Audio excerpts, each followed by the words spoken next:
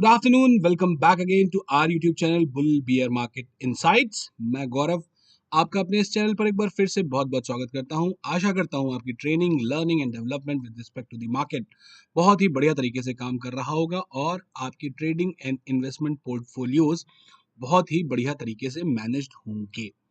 तो आइए दोस्तों, अब बात कर लेते हैं कि हम कल क्या बात करके गए थे, मार्केट में आज क्या हो रहा है और आगे क्या और होने की संभावना बनी हुई है।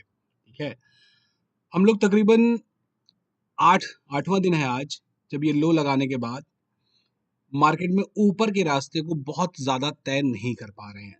तो इसका मतलब यहाँ से क्या होने की संभावना है? इसका मतलब यहाँ से मार्केट को फॉल लेके और फटाफट से 18,000 20,000 के घरों में आ जाना चाहिए। ऐसी लोगों की कयास है कि ऐसा हो जाना चाहिए, बिकॉज मार्केट जो है अब वो ऊपर नहीं जा पा रही है।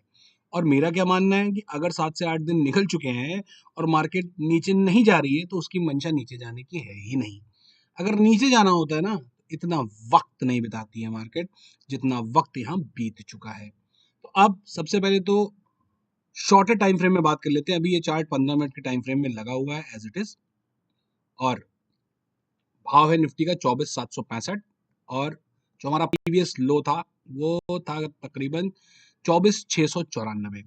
अब एक बात बिल्कुल दिमाग से ध्यान से सुनिएगा जो मैं बोलने वाला हूं, कि किसी सिनेरियो में ना ही इंट्राडे में ना ही क्लोजिंग बेसिस पे ये लो एक पैसे से भी कटना चाहिए। जब मैं ये बात बोलूं तो उसका अर्थ बहुत बड़ा होता है। ऑल्दो उसके होने की संभावना अभी भी 0.0010 टाइम्स और 0.1% है, अभी भी इस लो के कटने की जो संभावना है ना, वो बहुत मिनिस्क्यूल है।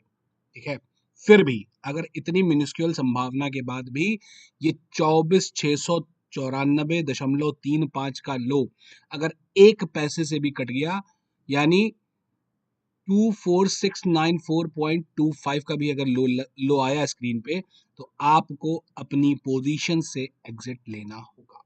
ठीक है, ये बात एकदम क्लियर होनी चाहिए कि अब यहाँ पर हमारा ये पोजीशनल स्टॉप लॉस है और हमें यहाँ से एग्जिट लेना होगा। और अगर ये नहीं कटा, मैं फिर अगर लगा रहा हूं कि अगर ये नहीं कटा तो निफ्टी में विध्वंसता वैसी ही मिलेगी जैसी हमने एक्सपेक्ट करी थी। अब ये जो वेव नीचे उतर के आई है यहाँ तक, ये वेव का जो स्ट्रक्चर है, ये करेक्टिव वेव का स्ट्रक्चर मींस एबीसी फॉर्म का करेक्ट स्ट्रक्चर ये नहीं दिख रहा है मुझको। अब यहाँ पे क्लियर कट है कि ये वेव है, इसको हम इसकी काउंटिंग कर लेंगे कि ये वेव क्या है, क्योंकि करेक्टिव वेव इतना नीचे नहीं आती और एक दो बारी हाई काटती है, इसने हाई वाई नहीं काटा है और बहुत ही क्लियर सी ए बी सी स्ट्रक्चर बनाया हुआ है यहाँ पे। तो ये हमारे पास जो वेव बनी है वो बनी है 1, ये पूरी हमारी 2 काउंट होगी इसके अगेंस्ट। यहां से 3 एंड 4 एंड 5 की वर्किंग आपको मिलेगी। कंडीशन अप्लाई, हमारा लो एक पैसे से भी बचना चाहिए, वो लो कटना नहीं चाहिए इन फ्यूचर। अब ये हमारी इसकी हो गई 3 वेव में ए, ये 3 वेव में बी और ये 5 वेव में सी। ठीक है, ये रहा 1, ये रहा 2, ये रहा 3, ये रहा 4, ये रहा 5। ठीक है, तो पिक्चर 5 वेव की ऑलमोस्ट यहाँ पे आज क्लियर हो गई है। ठीक है, तो ये रहा निफ्टी पर व्यू कि निफ्टी यहाँ से क्या करती दिख रही है। अगर ये लो ब्रीच होता है तो पूरी ही वेव स्ट्रक्चर जो हम नीचे से बनाते चले आ रहे हैं उसमें सेंध लगेगी और हमें निकलना होगा, जिसकी संभावना बहुत ही मिनिस्क्यूल है, यहाँ पर बहुत ही मिनिस्क्यूल। ठीक है, यहाँ से निफ्टी के पास अभी भी वो रास्ता है जो निफ्टी को ब्लास्ट की ओर अक्टूबर में लेके जाएगा, और ये हाई हम अक्टूबर में रिटेन करेंगे। ये चोटी, ये शिखर 26,271 का हमें अक्टूबर में रीगेन करना ही करना है, अगर ये लो नहीं काटा हमने तो। कंडीशन सिर्फ इतनी है कि अब ये लो ब्रीच नहीं होना चाहिए। ठीक, तो ये बात हो गई निफ्टी पर शॉर्टर टाइम फ्रेम व्यू में। अब एक हम पिक्चर थोड़ा सा लॉन्गर टाइम फ्रेम में बात करते हैं कि अगर यहां से गाड़ी बिगड़ी तो क्या जो हमारा मदर ईएमए है, जिसपे एक सपोर्ट बनता चला आ रहा है, यहां मिला, यहां मिला, यहां मिला, तो क्या मार्केट इन घरों तक आ सकती है? हमें संभावनाओं पे अब सोचना पड़ेगा। अगर ये लो कटता है तो हम आज ही सोच लेते हैं कि क्या उसकी कैलकुलेशन बैठ रही है। ठीक है, अब चलते हैं थोड़ा सा पीछे। यहां हम आए थे लास्ट ईयर 26 अक्टूबर 2023 को। ठीक है, अब अपना टाइम कैलकुलेटर निकालते हैं, यहाँ से टाइम कैलकुलेट करते हैं कि एग्जैक्टली कितने दिन बाद ये हमने अपनी जो मदर ईएमए है, जो स्टूडेंट्स हैं उनको समझ में आ रहा होगा ये मदर ईएमए बेस ईएमए क्या होती है, उसको टच किया था। ये एग्जैक्टली किया था 150 डेज के बाद। ठीक, क्या 150 डेज हमारे पूरे हो गए या आने वाले टाइम में 150 डेज पूरे होने वाले हैं क्या? अभी तो मतलब 50 दिनों का समय यहाँ से दूर बैठा है, 50 दिनों का। ठीक है, जो मोटा माटी कैलकुलेशन दिख रही है 50 डेज का समय जो है वो दूर है। हम देख लेते हैं 50 डेज 150 डेज एग्जैक्टली आ कब रहे हैं।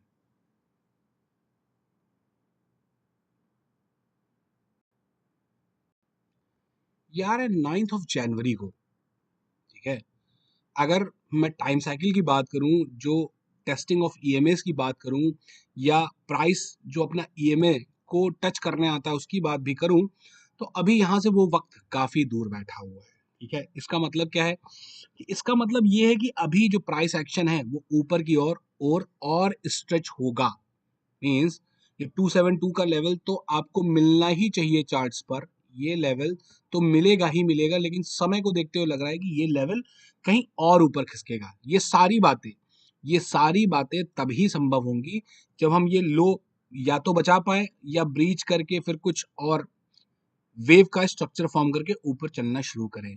चार्ट की स्ट्रक्चरिंग, चार्ट की पोजीशनिंग या स्टॉक्स की वेव फॉर्मेशन देखते हुए ऐसा बिल्कुल भी नहीं लग रहा है कि मार्केट को यहां से और नीचे चले जाना चाहिए, और अगर जाना था तो इतना इंतजार नहीं करना चाहिए था, किसी भी चीज का सटासट उठा के यहां खड़ा कर देना चाहिए था मार्केट को 23,226 के लेवल पे। ठीक है, तो ना ही यूएस में कोई दिक्कत परेशानी नजर आ रही है। मैंने कल भी आपसे कहा था कि वहां कोई दिक्कत नहीं है। आप ये देखिए, जितनी फॉल आया था उतना वो रिकवरी लेके चला गया। तो क्या इंडिया स्पेसिफिक इश्यूज चल रहे हैं? आई डोंट थिंक सो कि इस जो इश्यूज हैं वो इंडिया स्पेसिफिक है। ऐसा कोई फॉर्मेशन भी नहीं नजर आ रहा है कि भाई हमारे यहाँ कुछ जो है वो इशू चल रहा हो। तो अभी फिलहाल के लिए हमारा जो शॉर्टर टाइम में ऑब्जेक्टिव होना चाहिए वो ये होना चाहिए कि अगर ये लो कटेगा तो हमें नमस्ते करना पड़ेगा एक बार क्लियर कट अपनी लॉन्ग पोजीशन से। उसके बाद हमें समझना पड़ेगा कि ये क्या आगे कैसे इसमें बनने या बिगड़ने की संभावना है। ठीक है, तो क्लियर कट स्टॉप लॉस आप लोगों के पास है। ये वीडियो बहुत ज़्यादा खींचने की ज़रूरत नहीं है क्योंकि हम सारी बातें कर चुके हैं कि इसके बाद यहाँ से ऊपर कैसे कैसे मूवमेंट होगा ये हमें सब पता है।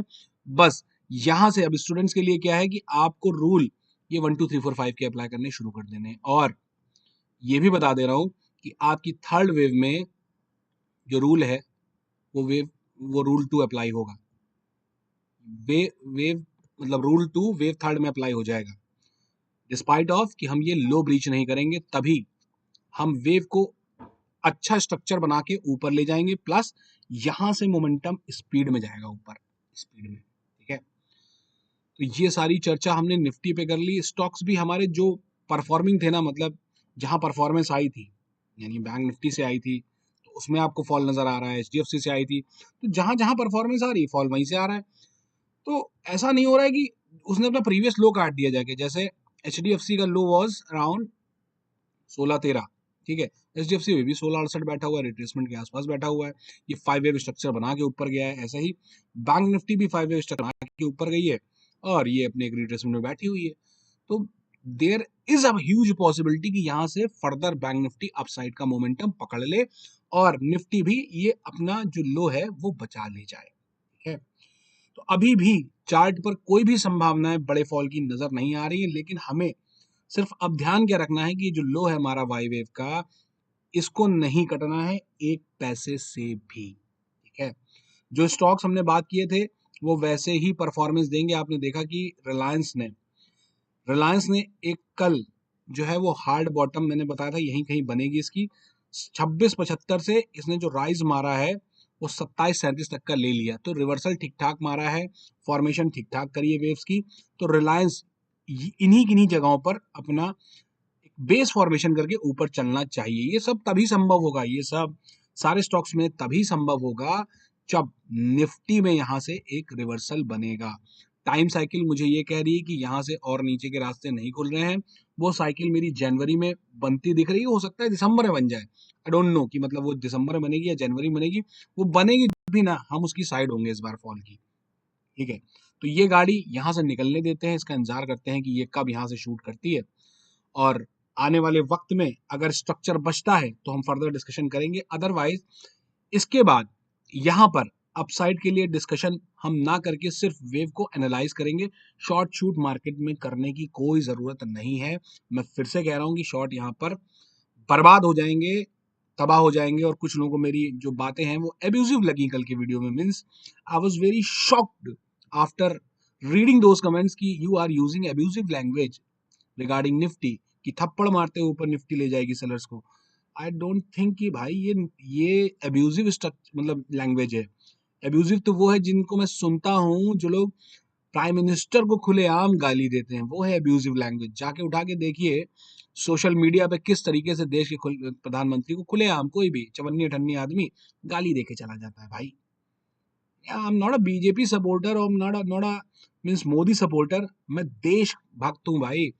जो मैंने पहले भी कहा, जो पार्टी या आदमी देश के लिए काम कर रहा है मैं उसके साथ खड़ा हूँ। ये सारी चीजें जो निफ्टी में या स्टॉक्स में आपको बड़ी बड़ी प्लानिंग दिखाई पड़ रही, उसका कारण सिर्फ ये 10 सालों का काम है भाई। जो मोदी सपोर्टर ना हो प्लीज, हम यहाँ पे कोई पॉलिटिकल चर्चा करने नहीं बैठे हैं। हम यहाँ पर एक हमारा बिजनेस है, उसको अंडरस्टैंड, उसकी लर्निंग लेने के लिए बैठे हैं और उससे पैसे कमाने के लिए बैठे हुए हैं। ठीक है, चलता हूँ। अपना ख्याल रखें, अपनी ट्रेड का ख्याल रखें। जय श्री राम, राधे राधे।